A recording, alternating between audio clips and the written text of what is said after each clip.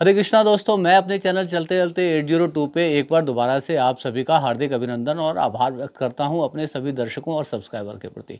एक बार दोबारा से कहीं से आवाज़ आ रही है। ऐसी ही एक आवाज़ पहले भी हमको सुनाई दी थी और तब हम पहुंच गए थे चलते चलते लेह लद्दाख। और लेह लद्दाख में हमने ज्वाइन किया सोनम वांगचुक की पदयात्रा को, जो लेह से दिल्ली तक की एक यात्रा थी, जिसकी मांग थी छठी अनुसूची की, और जिसका आपने भरपूर कवरेज हमारे चैनल पे देखा और भरपूर प्यार दिया मेरे जितने भी लेह लद्दाख और कारगिल से जुड़े, ख़ास तौर पे जो मेरे सब्सक्राइबर हैं। और इस वीडियो में आगे बढ़ने से पहले बार बार भूल जाता हूँ, क्योंकि एक बहुत बड़ी संख्या में लेह लद्दाख और कारगिल से हमारे सब्सक्राइबर जुड़े हुए हैं, तो मैं उन सबको जो है जूले बोलता हूँ। और इससे पहले जब हम उस पदयात्रा में जुड़े तो वो पदयात्रा थी छठी अनुसूची की मांग को लेकर के, जो जनजातीय जो क्षेत्र के लोग हैं, जहाँ पर 50% से भी ज़्यादा जनजातीय जाति के लोग रहते हैं, उनको एक संवैधानिक रक्षा का प्रावधान देती है छठवीं अनुसूची। तो दोस्तों, ये मैं तो इससे पहले जानता भी नहीं था इतना, कोई संविधान के बारे में अभी भी बहुत कुछ नहीं जानता हूँ। तो छठी अनुसूची के बारे में उसी यात्रा के दौरान पता चला कि एक छठी अनुसूची एक ऐसी व्यवस्था है हमारे संविधान में। बाबा साहब भीमराव अंबेडकर ने जो संविधान लिखा, उस संविधान में जनजातीय जीवन को प्रोटेक्ट करने के लिए, उनके लाइफस्टाइल को प्रोटेक्ट करने के लिए, उनकी जीवन शैली को प्रोटेक्ट करने के लिए, उनके नेचुरल रिसोर्सेज को प्रोटेक्ट करने के लिए यह अनुसूची उनको बहुत सारे अधिकार देती है, और ऐसे भी अधिकार देती है जिसमें वो अपने न्यायालय का गठन कर सकते हैं, और सही मायनों में एक जो है छोटा मोटा मिनी लोकतंत्र आप कह सकते हैं, जो जनजातीय क्षेत्र के लोगों की अस्मिता की पहचान को बचाने के लिए छठवीं अनुसूची का प्रावधान रखा गया है। उसी की मांग लेकर के लेह से दिल्ली तक की यात्रा सोनम वांगचुक के नेतृत्व में कारगिल डेमोक्रेटिक अलायंस और लेह अपेक्स बॉडी के तत्वाधान में उनके द्वारा आयोजित की गई, जिसको लीड किया सोनम वांगचुक ने, जिसको कवर करते करते हम दिल्ली तक आए। दिल्ली में आपको पता है कि सोनम वांगचुक डिटेन हुए, लद्दाख भवन में 16 दिन का अनशन किया। तो ऐसी ही अब छठवीं अनुसूची के ऊपर जो आंदोलन चल रहा था, उसकी बातचीत 3 दिसंबर से प्रारंभ होने वाली है। मैं बात कर रहा हूँ लेह लद्दाख और कारगिल के लिए। और अब जो मैं बात कर रहा हूँ वो है 5वीं अनुसूची की। तो दोस्तों, एक ऐसी ही इसी तरह का आंदोलन हमारे एक और राज्य में करवट ले रहा है, कुलबुला रहा है, सुलग रहा है, और 5वीं अनुसूची की मांग करने वाले लोग हैं उत्तराखंड के लोग। तो दोस्तों, इसी यात्रा के दौरान मैं इसको मेंशन करना बहुत ज़रूरी समझता हूँ। सोनम वांगचुक की पदयात्रा को कवर करते समय ही मुझे लद्दाख भवन पे उत्तराखंड एकता मंच से जुड़े हुए लोग मिले थे, 3-4 लोग मिले थे, जिनके साथ मैं एक पहले भी वीडियो कर चुका हूं, और उस वीडियो को भी आप लोगों ने भरपूर प्यार दिया। तो उत्तराखंड एकता मंच का एक प्रेस कॉन्फ्रेंस होनी है,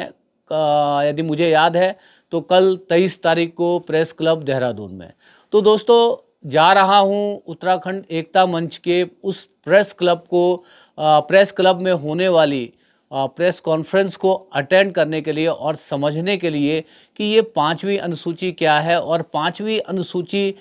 किस तरह से जो है जनजातीय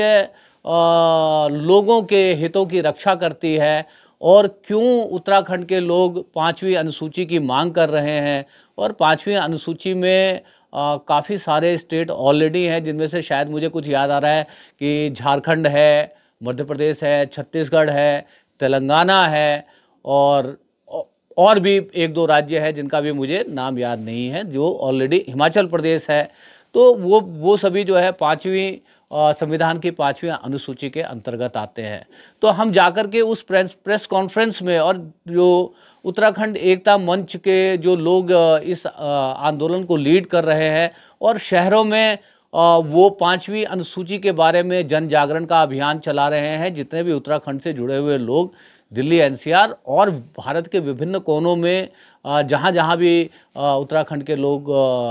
रह रहे हैं,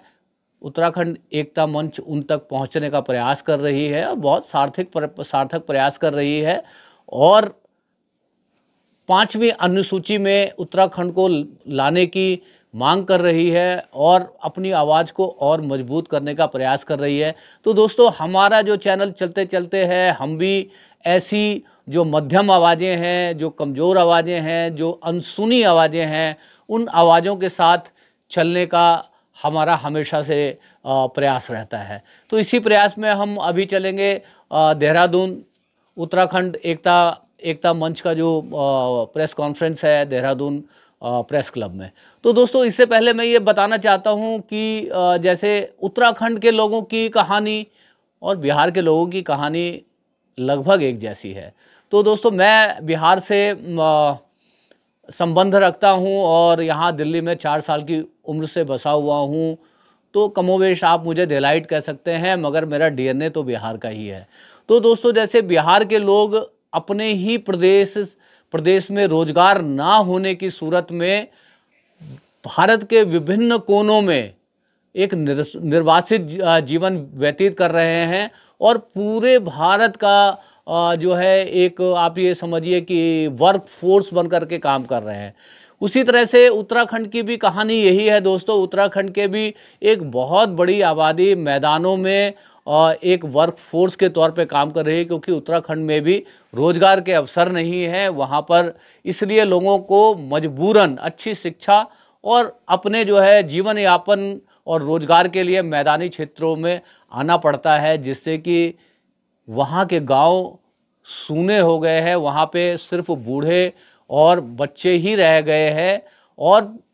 उत्तराखंड की कहानी तो और विकट हो जाती है, क्योंकि उत्तराखंड की भौगोलिक स्थिति बहुत ख़राब है दोस्तों। बहुत अच्छी है, मैं कहूँगा ख़राब नहीं है, मतलब ख़राब इन द सेंस इसमें है कि जीवन वहाँ पर एक पहाड़ का जीवन, मैदान के जो लोग हैं उनके लिए एक पर्यटन का विषय तो हो सकता है। 2-4-5 दिन तो यदि आप किसी पहाड़ी क्षेत्र में जाएंगे तो निश्चित रूप से आपको आनंद आएगा, मगर यदि आप वहाँ पर जाकर रहने लगेंगे तब आपको पता चलेगा कि एक पहाड़ी जीवन कितना जो है कठिन जीवन होता है, कितना दुष्कर जीवन होता है। तो दोस्तों, गाँव के गाँव उत्तराखंड के सूने हो गए हैं और गाँव के गाँव बिहार के भी सूने हैं, मगर बिहार क्योंकि मैदानी इलाका है तो वहाँ पर उत्तराखंड जैसी समस्याएं नहीं हैं। उत्तराखंड में बहुत सारी समस्याएं हैं, क्योंकि एक बहुत बड़ी बुजुर्गों की आबादी उत्तराखंड में के गांव में रहती है, जिनके बच्चे मैदानी क्षेत्र में कामकाज के लिए, रोजगार के लिए, बच्चों की पढ़ाई के लिए यहाँ पर आ गए हैं और यहाँ पर सेटल हो गए हैं। और उनके माता पिता और बाकी लोग जो ज़्यादा उम्र के लोग हैं वो गांव में रह गए हैं और बीमार होने की स्थिति में वहाँ पे इंफ्रास्ट्रक्चर का बहुत बुरा हाल है। आए दिन आप देखेंगे कि डोली के ऊपर डोली बोलते हैं शायद वहाँ पर उत्तराखंड में, मरीजों को, बीमारों को, कई बार तो आप देखेंगे बुजुर्गों को, कई बार आप देखेंगे कि इवन गर्भवती महिलाओं को जो है इस तरह की डोली में ऊपर ला करके नज़दीकी हॉस्पिटल तक पहुँचाया जाता है। तो दोस्तों, और वहाँ पर वो 4 कंधों की डोली उठाने के लिए 4 जवान आदमियों का मिलना भी मुहाल हो जाता है कई बार। तो आप समझ सकते हैं कि पहाड़ी जीवन कितना जो है दुष्कर है। और क्योंकि गांव के गांव सूने हो गए हैं और वहाँ पर लोग नहीं हैं, अच्छा इंफ्रास्ट्रक्चर नहीं है, रोड की कनेक्टिविटी, गांवों के रोड की कनेक्टिविटी अच्छी नहीं है। आप हाईवेज़ वगैरह ज़रूर देखते हैं, मगर सुदूर गांव तक जो है रोडों की स्थिति अच्छी नहीं है, जिसकी वजह से कई बार तो बहुत सारे लोगों को इलाज ना मिलने की परिस्थिति में लोग जो है दुनिया छोड़ कर चले जाते हैं। तो 5वीं अनुसूची ऐसा क्या है? 5वीं अनुसूची में क्या विशेषताएं हैं? मैं कुछ जानता हूं, पर मैं जानना चाहूँगा वहीं के लोग, उत्तराखंड के लोगों के माध्यम से और उस प्रेस कॉन्फ्रेंस के माध्यम से कि 5वीं अनुसूची के तहत उत्तराखंड में ऐसा क्या बदलाव आएगा, क्या सकारात्मक बदलाव आएगा कि जिससे उत्तराखंड की बहुत सारी समस्याओं का समाधान हो पाएगा, रिवर्स माइग्रेशन हो पाएगा, क्या रोजगार के अवसर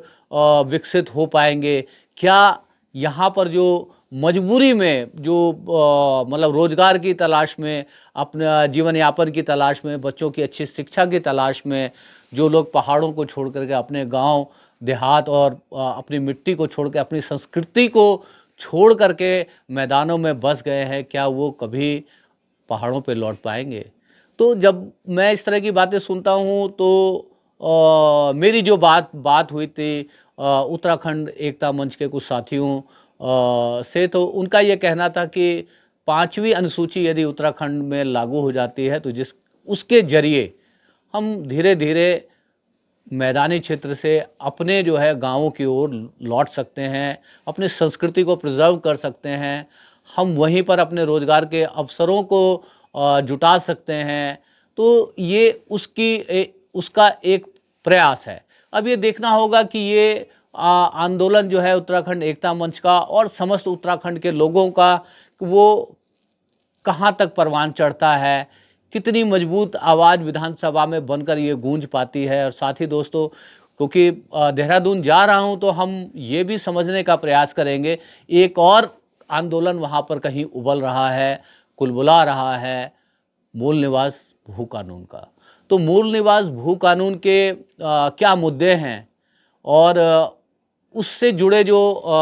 लोग वहाँ पर आंदोलनरत हैं उनकी क्या मांगे हैं, उनको समझने का प्रयास करेंगे। तो इसी कड़ी में जो है हम चलते चलते, पिछली आवाज़ आई थी 6ठी अनुसूची के लिए, संविधान की 6वीं अनुसूची के लिए, जिस मूवमेंट को लीड कर रहे थे सोनम वांगचुक, और अभी जो आवाज़ आई है वो 5वीं अनुसूची के लिए आवाज़ आई है। और ये भी जो आवाज़ आई है वो हिमालय के क्षेत्र से आई है, और लेह लद्दाख भी हिमालय के क्षेत्र से ही आता है। तो एक बहुत बड़ा यात्रा हमने हिमालय के क्षेत्र का सोनम वांगचुक सर के साथ कवर किया और वहाँ की वेदना और वहाँ की समस्याओं को जो है समझने का प्रयास किया। बहुत कुछ समझ में भी आया। तो अब प्रयास होगा कि उत्तराखंड की समस्याओं को समझने का, उत्तराखंड की विभिन्न जगहों पे यात्रा करके उत्तराखंड की समस्याओं को समझने का, असल समस्याओं को समझने का, क्योंकि वहाँ पर भी जो है बहुत तरीके से जो रियल इश्यूज़ है, जो असल मुद्दे हैं, उनसे लोगों को भटकाया जा रहा है, बरगलाया जा रहा है। तो दोस्तों, यही सूचना इस वीडियो के माध्यम से आपको देनी थी कि चलते चलते हम चले जाएंगे कल देहरादून, और वहाँ से आपको उत्तराखंड एकता मंच का जो प्रेस कॉन्फ्रेंस कवर करेंगे और वहाँ के कुछ लोगों से बात करने का प्रयास करेंगे। और अगले दिन हम प्रयास करेंगे देहरादून में कुछ वहाँ के आम लोगों से बात करने का प्रयास करेंगे कि वो क्या सोचते हैं और क्या वो 5वीं अनुसूची के बारे में जानते हैं और वहाँ पर उत्तराखंड की क्या समस्याएं हैं, इन सबको जानने का प्रयास करेंगे। तो इस यात्रा में हमारे साथ जो है आप बने रहिए। बातें यदि आपको अच्छी लग रही हों और यदि अब तक चैनल सब्सक्राइब नहीं किया हो तो चैनल सब्सक्राइब कर लीजिएगा, अच्छा लगेगा। आपको लगता है कि हमने जो बातें की वो तर्कसंगत है, लॉजिकल है और कहीं आपके दिल तक पहुंचता है, खासकर जो मेरे उत्तराखंड के जो निवासी हैं और मेरे जो लेह लद्दाख के जो मेरे सब्सक्राइबर हैं, क्योंकि वो लोग भी हिमालय क्षेत्र के लोग हैं और उत्तराखंड के लोग भी जो है हिमालय रेंज के लोग हैं। तो ये दर्द जो है साझे हैं, ये समस्याएं जो हैं एक सी हैं। तो प्रयास करेंगे। तो आपको लगे कि इन सब बातों के ऊपर आपको भी कुछ बातें लिख देनी चाहिए तो कमेंट बॉक्स में लिख भी दीजिएगा। और आपको लगे कि मैंने जो ये बात की, ये बात ज़्यादा से ज़्यादा लोगों तक पहुंच सके और इसके बारे में जन जागरण हो सके, ख़ासतौर पे जितने भी मेरे उत्तराखंड के जो सब्सक्राइबर हैं और मित्रगण हैं, दोस्त हैं और शुभचिंतक है, वेल विशर है, यदि उनको लगता है कि हमारा जो ये छोटा सा चैनल है, इस चैनल के माध्यम से हम उत्तराखंड की समस्याओं को समझ सकें और जान सकें कि उत्तराखंड में किस तरह की समस्याएं हैं और किस तरह का राजनीतिक और सामाजिक हलचल वहाँ पे चल रहा है, उसको जानने के प्रयास के यात्रा में चलते चलते हम चले जाएंगे कल देहरादून। बातें यदि अच्छी लगी हों तो जैसा आपसे निवेदन किया, चैनल को सब्सक्राइब करिएगा, आगे बढ़ाइएगा। आप सभी को आज के दिन की जो है शुभकामनाएं देते हुए इस वीडियो का समापन कर रहा हूं। हरे कृष्णा।